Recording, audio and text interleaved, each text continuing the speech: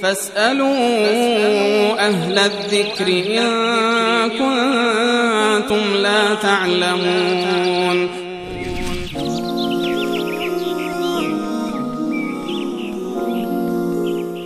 فرمودن که نماز جنازه نماز است یا دعا؟